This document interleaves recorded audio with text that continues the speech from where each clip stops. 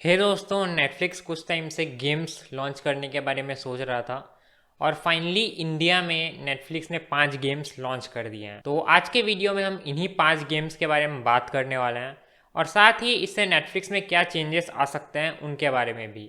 तो without wasting any time let's get started.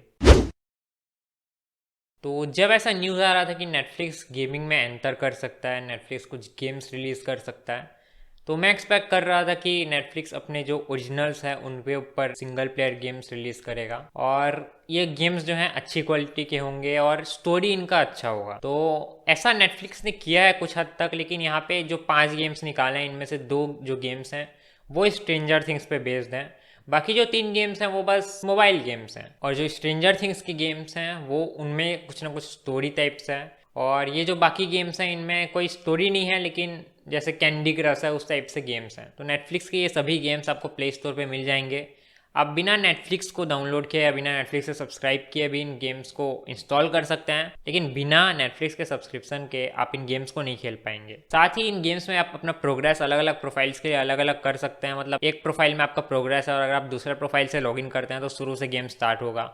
साथ ही अगर आप प्रोफाइल को डिलीट कर देते हैं तो आपका जितना भी गेम का प्रोग्रेस है वो भी डिलीट हो जाएगा। और नेटफ्लिक्स के ऐप पे मुझे इन गेम्स का कोई सेक्शन अलग से नहीं मिला। कई लोग कह रहे हैं कि उनके में आ रहा है लेकिन मेरे में नहीं आ रहा है, तो पता नहीं क्या प्रॉब्लम है। तो इन गेम्स के गेम प्ले की बात करें तो नॉर्मल जैसे मोबाइल गेम्स होते हैं कैंडी क्रश टाइप से, उसी टाइप से अलग अलग मोबाइल गेम्स हैं। एकदम कुछ कॉम्प्लेक्स नहीं मिल रहा है आपको, पबजी वो सब टाइप का नहीं मिल रहा है। और सबसे अच्छी चीज ये है कि इनमें ना आपको एड्स देखने को मिलेंगे, ना ही इन ऐप परचेसेस। तो एड्स और इन ऐप परचेसेस नहीं होने के कारण इन गेम्स का एक्सपीरियंस और ज्यादा बढ़ जाता है। अगर इनमें ज़्यादा कुछ कॉम्प्लेक्स नहीं भी है फिर भी ये गेम्स जो हैं, क्योंकि इनमें एड्स नहीं है और इन ऐप परचेसेस नहीं है, तो आपको एक अलग ही एक्सपीरियंस मिलता है। क्योंकि लगभग सभी मोबाइल गेम्स में आपको एड्स या फिर इन ऐप परचेसेस देखने को मिल जाते हैं, जिससे गेम का एक्सपीरियंस थोड़ा मॉडिफाई हो जाता है कि जो लोग पे कर रहे हैं उनको ज़्यादा बेनिफिट हो रहा है। जैसे क्लैश ऑफ क्लैंस में जो जेम्स वैम्स वो सब होते थे वो सब के लिए आपको पेमेंट करना पड़ता था। पबजी में आपको अलग अलग स्किन्स मिलते हैं, लेकिन इसमें ऐसा कुछ नहीं है। इसमें जितना आप खेल रहे हैं, जितना प्रोग्रेस कर रहे हैं, जितना आपका स्किल है उस हिसाब से आप उसका जो गेम करेंसी है वो अर्न कर रहे हैं और उसके हिसाब से आप जो भी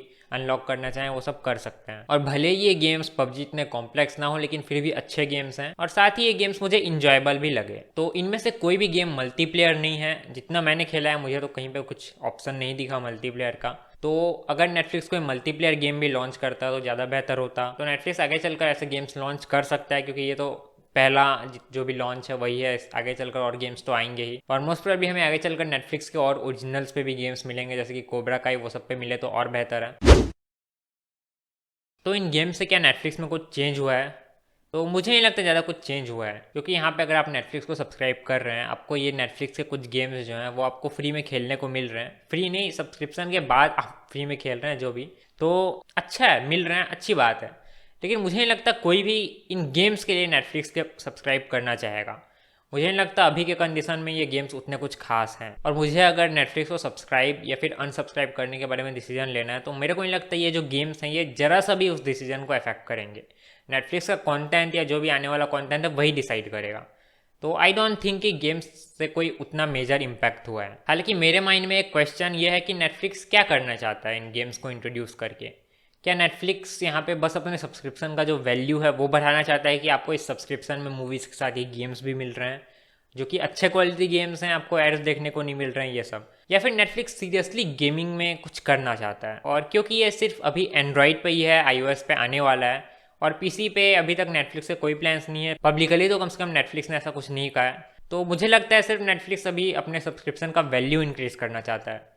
और ऑनेस्टली अगर नेटफ्लिक्स कॉम्पीट भी करना चाहे, सीरियस भी हो जाए गेमिंग को लेकर, तो मुझे नहीं लगता जहाँ माइक्रोसॉफ्ट, सोनी वो सब ऑलरेडी खड़े हैं, कॉम्पीट कर रहे हैं, तो नेटफ्लिक्स टिक पाएगा गेमिंग मार्केट में। क्योंकि उनके पास पहले से इतना सारा लाइब्रेरी है। एक्सबॉक्स गेम पास में आपको कई गेम्स मिल जाते हैं। और नेटफ्लिक्स इसलिए है मूवीज और टीवी शोज के केस में क्योंकि वो सबसे पहले आया था। सबसे पहला स्ट्रीमिंग सर्विस वही था जहां तक मुझे पता है। तो पहले से मूवीज एंड टीवी शोज का नाम लेने पे नेटफ्लिक्स आता है, लेकिन यहाँ पे गेमिंग में नेटफ्लिक्स का कुछ ज़्यादा पता नहीं है। मुझे नहीं लगता नेटफ्लिक्स कॉम्पीट कर पाएगा अगर वो सीरियस लेता है। तो आई थिंक नेटफ्लिक्स के लिए बेस्ट यही होगा कि अभी वो अपने ओरिजिनल्स पे गेम्स बनाए, क्योंकि उसके ओरिजिनल्स ऑलरेडी फेमस हैं और लोग खेलना भी चाहेंगे वैसे गेम्स, नेटफ्लिक्स के ओरिजिनल्स के गेम्स। तो आई थिंक नेटफ्लिक्स को ऐसा करना चाहिए। हालांकि अच्छे गेम्स बनाने में डेवलपमेंट कॉस्ट भी बहुत आते हैं और नेटफ्लिक्स अभी भी लॉस में चल रहा है बिना गेमिंग में हैविली इन्वेस्ट किए। तो या पता नहीं नेटफ्लिक्स क्या करने वाला है। अब नेटफ्लिक्स जो भी आगे कदम उठाता है उसी से हमें पता चलेगा कि नेटफ्लिक्स किस डायरेक्शन में जा रहा है।